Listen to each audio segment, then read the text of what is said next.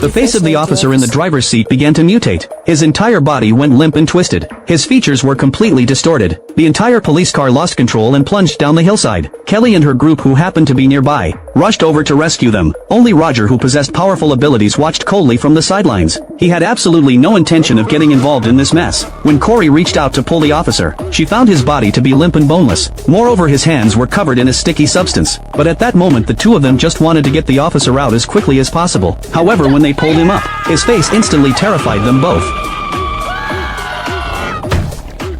By then, the vehicle had already burst into flames. Paul and Corey gave it their all, but it was to no avail. To avoid revealing her powers, Roger could only watch helplessly as it all unfolded. But in the end, she secretly used her psychic powers, making Paul believe it was a sudden burst of his own strength. Meanwhile, while Tom was fetching water, he was suddenly startled by a dark shadow. But as he cautiously approached the red bucket, he was startled again by a large fish that suddenly appeared. By this time, Corey had successfully rescued the mutated police officer. But while Tom was talking to Paul, he unexpectedly triggered his own superpower. His body became firmly fused to the car and Paul. These were two living human lives. Roger could no longer afford to hide his abilities. He immediately unleashed his psychic power, attempting to forcibly separate the two. But he had underestimated Tom's adhesive ability. No matter how hard he tugged with his psychic power, they wouldn't budge an inch. Even when he gave it his all, he only managed to tear Paul's clothes to shreds, barely freeing him from the car. But Tom was still stuck to the vehicle. Seeing that he was about to suffocate, Corey immediately prepared to rescue him herself. But halfway there, she was suddenly teleported away. Paul couldn't stand by and watch Tom burn alive.